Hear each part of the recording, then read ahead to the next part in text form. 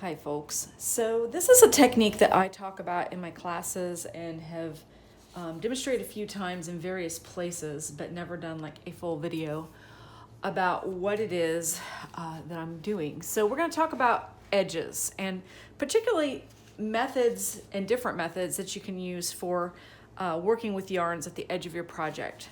So just for a little bit of perspective, backing up here a little bit, I have a pattern on my loom. This is the gingerbread spice towels. It was designed by Jody Ibarra of Cotton Clouds, and Jody sells a kit with the yarns you need for this project and the instructions on her website, cottonclouds.com. It has some color changes. There's obviously this multicolored yarn in the warp, shows up in the weft. It's a plaid. And it has two different kinds of yarn in it. It has 8-2 cotton. 8-2 is one of those weaving cottons that you sometimes hear about when you're new and you're like, what is this? And the numbered cottons, which confuses people as well. It's basically a 2-ply yarn, meaning there are two different strands. All right, I'm going to use a blunt tipped needle to help me with that. But there are two strands within the yarn. And here we go. So each of these are what's considered to be a size 8 strand. So that's what 8-2 means. In the United States, we put the number of the weight of the strand first, and the second number indicates the number of plies. So an 8-2 cotton has 2 plies of a size 8 strand. Just for reference, like number 50 sewing thread is a size 50 strand, and it's usually also 2-plied. So I'm using 8-2 cotton, and I'm using it 2 strands held together, doubled. So on my shuttles, I have 2 strands doubled up here. And first I'll demonstrate with this 8-2 cotton that's double because it makes the technique pretty easy to see. You could also, because this black is, repeats obviously fairly frequently throughout the weave, I could carry it up the side of my different colors. I tried that at first. It wasn't terribly satisfying for me. I decided I would just go ahead and change it every single row. And while that seems kind of tedious, it is definitely, I'm much happier with the final result. So I'm going to do the last pick of my doubled 8-2, pull that through the shed, tension it, and beat. And now I'm going to end the black yarn. So I have obviously my shuttle over here. I'm going to cut this thread off at about 4 to 5 inches away from the edge of my project. And then I am going to now remember, this is the 8-2 yarn. I'm not splitting the yarn now. I'm splitting the 2 strands of it that I wound together. So these are each a single strand of 8-2. I'm going to put my heddle back in the shed or in the down position to create the same shed I had before. So you see I can separate my 2 strands this way in the shed. And I'm just going to pull the black through. I've been consistently pulling it through somewhere in one of these 2 black warp stripes. It's not critical if you use the same color. They're just a good gauge. This one's far enough away from the edge for me to be happy. This one's a little farther, so it just allows it to sort of stagger back and forth. The nice thing about this technique is that you don't get a doubled thread buildup right here at your edge like you would if you just tuck the yarn back in. So typically when we first learn to weave, we're probably taught to treat our yarns like this. Cut it off, wrap it around the outer edge, both ends, and stick them in. And some people just say to do 1 or 2 strands. I find I get flags in the edges of my projects when I use the towels over time. I get these little flags that show up on the edges. So I tuck them in a little further and then beat. So that's fine. I mean, it creates a slightly darker line there, but in a project like this, those darker lines are going to show up, and not only that, that extra thickness is going to start to build up on the edges of my project. So this is going to eliminate some of that problem, and it's easy to do with a yarn that's been doubled like this. I'm going to pick that out. I'm going to separate them, and I'm going to pull one in someplace, an inch or 2, 3, whatever you feel comfortable with, into the back into the weft, into the shed, and I'm going to pull it out to the front. I pull them to the front because I don't want these strings hanging off in the back and getting caught in my weaving. Then I have to untangle them, pull them out, when I'm finished, it just creates more problems than it's worth. Purists would say they go in the back, so this would be the back side of my fabric. And since my fabric is reversible, I suppose when I finished my hems, I could do it that way. So I'm going to take this piece and wrap it around the outermost warp end. So this is the farthest out that my warp threads are. And then I'm going to come back in and overlap. So here's where I came out, and here's an inch or so beyond. I'm going to come out to the front. And I'm going to try to tension this edge. It does have a tendency to draw in. So after I beat that in, I'm going to put my heddle in neutral and just make sure that this edge, I mean, sometimes for some reason they really pull in tight like that. So you just need to take this outer warp edge and just give it a little gentle tug to pull that thread out so that it's even with the rest of them. Now, yes, we do have a slightly tighter spot right there, but hidden inside like that and moving it around like I've been doing, it isn't going to create a lot of excess bulk in any one particular place. I've obviously moved some of these over, so I'm sort of shifting that little place around, and it really doesn't show. It's just for a tiny fragment of the overall weave. And then I clip these ends to about 3 inches. That way they kind of tend to stay out. They don't get caught in things. And I will leave those ends on the surface of my weaving until I have gone through the wet finishing process. Since these are kitchen towels, that means they'll go through the washer on warm or hot and the dryer until they're dry. And then I will come back through and with a sharp pair of scissors, once the fabric is all tightened up, just trim them right close to that. But I don't want to trim them now. There's an argument for letting the fabric kind of do all of its shrinking and all of its tightening with these hanging out like this. If it needs extra room to do those things, it's going to take the extra slack out of the tail here. If you cut that tail off now, it might pull it into the fabric and create a little tuft. It creates the same kind of problem we're trying to avoid. So great, we can do that. That's easy to do with something like a double baked 2 cotton. We have 2 strands. We can separate the strands. But what if this isn't the yarn we're working with? What if the yarn we're working with is a single strand of something? So this is a different yarn. This is a cotton. It is a 4 strands of cotton. It is not a numbered cotton. This is a knitting cotton. I believe it's Lion Brand 24/7. And I'm using it on another project. So what would happen if I wanted to, say, start or stop this yarn in my project? Could it be done? Well, the first thing to do is to look at the yarn and say, okay, is it a plied yarn? Is it a singles yarn? Is it a chain yarn? If it's a chain yarn, you usually can see the chain structure, but I know black, it's hard to see that, but I can tell you this is not a chained yarn, also called a chainette sometimes. So let's twist this one way or the other and see if we can get the plies to show up. And I'm twisting and I'm twisting and I'm twisting, and it's getting tighter, so let's go the other way. If your twist makes the yarn kink up like this, you're actually adding ply twist. So you're looking for it to go the way where the plies start to sort of visually separate. The other way is, if you're pretty sure it's plied, to just stick again, use a blunt tip needle for this project, because you don't want to pierce any of those plies. And you're like, oh, but they're so tiny, how would I pierce one? As soon as you don't want to pierce one with a sharp needle, you will. It's just the nature of the beast. So I'm just going to stick my needle in there and see. Yes, there are 4 plies, which I knew because I've used this yarn before.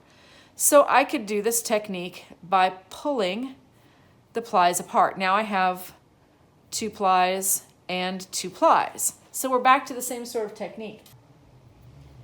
Okay, so I'll put this in and I will adjust where my plies have been split here. I'm going to pull one end out. I'm going to find my outermost warp end again and use it like a floating selvage. You can do, if you're working a project that has a floating selvage, you could obviously use the floating selvage as the point to wrap around. I don't need it for plain weave, so obviously I'm choosing a different point. All right, and then beat that in, and then come back and just adjust this. And I'm going kind of slow. I normally work this out much, much faster. And then there you can see it's a thicker yarn, so it's going to give me a bigger bump here on the edge. But the doubled section is just right in here, and it's much smaller. And because the yarn is plied, kind of that third bit that's going over, it's only like a 1.5 thickness as opposed to doubled. This yarn is considerably thicker than the yarn I was using as an 8-2. So obviously it would make a much bigger bump there. And the fact that this bit is plied is going to allow it to kind of squish down a little bit more during the wet finishing process, and it's going to completely disappear. So what do you do though if the yarn can't be split? This project is using Caterpillar cotton, and Caterpillar cotton is kind of looks like a little bit like a rickrack. It's got texture to it. It's wrapped with another. It's wrapped around or with another thin ply of some sort of polyester type yarn, and it's slightly flat, but I think you can kind of see it has a little bit of a zigzag look to it.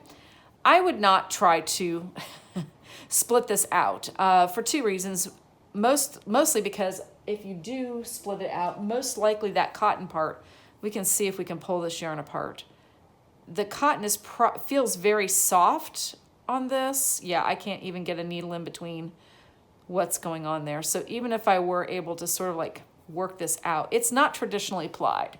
So this is a yarn where you're just going to have to tuck it in, and I would just tuck it in a little bit farther. Since this yarn features in the warp, I'd probably tuck it in somewhere in here, bring it out, and you're just going to have to live with the fact that that is not a yarn that can be split around the edges.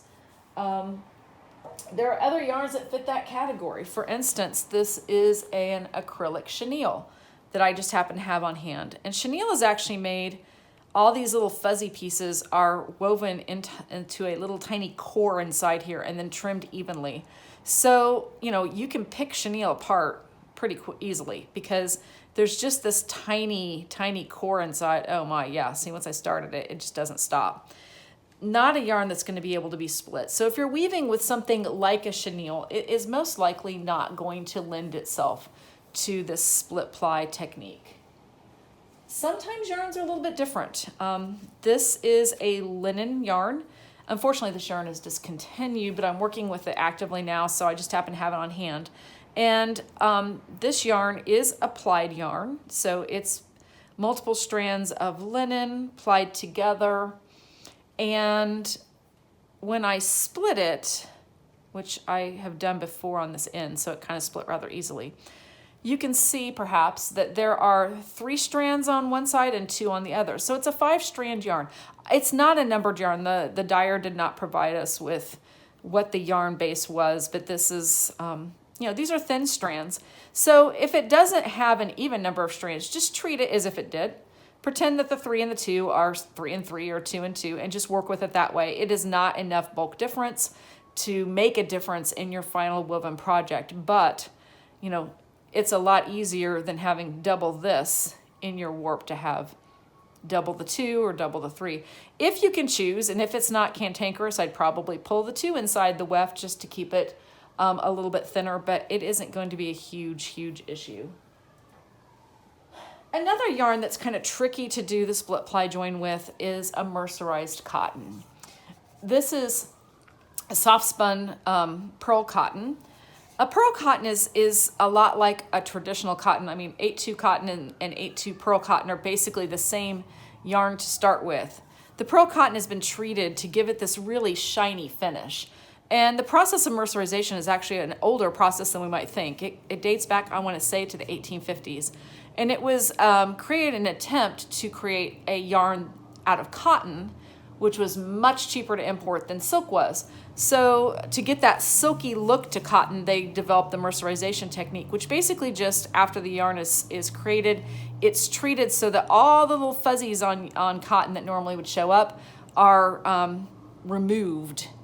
It used to be done with flame. I think it's chemical now. But while it is a 5-2 cotton, so the 2 tells me there are 2 plies of size 5 strands here. I have found in general that mercerized cottons do not unply nicely. So yes, I can twist it so that the plies kind of start to come apart. That's not particularly hard. I can see them trying to work their way apart here, and I can get the tip of my blunt needle into that gap, and I can pull it apart. The problem comes with the fact that individually, once they're taken apart, my experience has been that mercerized cottons are of an independent, like this thread, see how easily that drifted apart? It just isn't, I mean, if I start trying to apply this enough to get something into my warp, what happened to me a few times after when I was trying this is it kind of wanted to like drift apart right at the join. Well, now I don't have anything to put back out of my warp. So my general rule of thumb now with mercerized cottons is don't even try. Just treat it as if it could not be unplied, because this is going to be the result. It's just going to be a fuzzy mess. One last yarn I had here that I could demonstrate with that seemed like a good one to bring up is we're rigid heddle weavers. We can weave with anything, right? I have a massive stash of sock yarns. This is from Bean Blossom Fibers on Etsy. She's actually local to me at home. She's a friend of mine. And this is a one-of-a-kind dye. So sorry you can't get this again. I've been hoarding it for years, waiting to see what I'm going to make with it. And I finally have a good plan. But this base, the sock yarn fingering weight base, is usually a 2-ply. It usually comes in hanks of 400, 420 yards. So, I mean, all these sock yarns that most of the indie dyers use are pretty much the same base. So I can pretty confidently tell you that most of the time you're going to be able to use this technique on these. Now, this is a case where I might say, oh, well, that's just way too soft to pull apart and do anything with. But wool can be very surprising. And when I stick my needle in there, and that time I use the eye, also the dull end, and then work out the twist, I have 2 plies that actually do hold together. And because they're holding together, I can actually use this and do the split ply technique with a sock weight, fingering weight yarn out of wool. So the first thing to do if you've got a yarn that you can deply is just make sure that when you do this, these plies are going to hold. Now, I've been playing with this for a little bit, twisting it around my fingers, and yeah, I can pull that apart. But notice that unlike the pearl cotton, which I actually still have that little bit over here, see how short these little pieces are? That's like a 1-inch, we call that staple length in spinning. So let me pull another one out here. That's like a 1-inch bit that kind of came apart there when I pulled that cotton apart. Wool has a much longer staple. It's one of the reasons why, see, I can pull on this little almost 3-inch bit and it isn't coming apart, because that's how long the fibers are in the yarn. So yes, while I can eventually make this come apart, it isn't likely to do it while I'm working with it, while I'm trying to do my joins on my loom if I were weaving with this. And if it did, it's not likely that I'm going to hit that magical 3-inch mark right at the point where I'm trying to create my join and just have it come apart while I'm holding it in my hands. So sock yarn, another one where you can work this split ply join around the edges. It also, of course, works in the middle of your project. So the split ply join was developed for when you finish a shuttle and you need to add additional yarn to your project, and you are trying to, reduce the bulk of laying in. I mean, we have traditionally been told to, just start the new thread, overlap them a little bit and go on. But that creates like a truly bulky spot right in the middle of your pick. It can also show up if you've got skinny stripes. So the idea here is that we're going to reduce that bulk by basically splitting the plies of the yarn. And I'm just going to use the eye end of my needle because I know it's blunt. And I'm going to start picking at the middle of this yarn to see if I can find the 2 plies that I want to split apart. So this yarn has 4 plies. So we're going to pull those 4 plies apart and kind of untwist this just a little bit so that we have some, there we go, some length to work with. All right, so now we have the yarn split into 2 separate sections. We're going to leave one of these ends just sticking out of the front of our fabric. And the other end we're going to tuck back into the shed. Make sure you're weaving properly because you want it to be, if you're doing plain weave, you want it to be in pattern with the rest of your yarn. And we want to leave a tail, maybe 1 inch or so out. A lot depends on how difficult it is to unply your yarn. I've got a lot of room here to work with. So that's the end of my yarn. My shuttle is empty. I've got a new shuttle ready to go here, and now I need to add a new piece of yarn to continue weaving. So I am going to bring this yarn in, and I'm going to make sure that over here I've got some overlap at this side, and I think I need a little more yarn just to make sure I have a decent enough overlap. There we go. And I want to come in from my tail from my first yarn about an inch or so, and then I'm gonna actually pull all this back out and I'm going to split the plies again. And I'm going to just use my needle. The eye end of my needle is blunt enough. This is fairly thick yarn plies, so you want to be very sure you don't actually stab one with the pointy end of the needle. So this is just a tapestry needle. It's a fairly large one. It's easier to do this with metal needles than it is to do it with a plastic yarn needle. All right, so I've split that ply. So I have 2 plies out, 2 plies in my hand. And now I can tuck this ply back into my warp and come out over here, about an inch or so beyond where this tail is, and this is starting an inch or so before where this tail came out. And now you can sort of see the structure of the split ply. Right here and right here, we're gonna have a full strand of yarn plus 1/2 a strand. Here in the middle, where the join's actually occurring, we're gonna have basically 4 plies, so the same thickness of the yarn, and then these tails are all gonna lay on the outside. And when we beat that in, there's just sort of like a gradual, I'm not even sure how clear it can be seen, but there's a little gradual thickness here, but basically our stripe looks normal. So that was the traditional split ply join worked with this thick black yarn.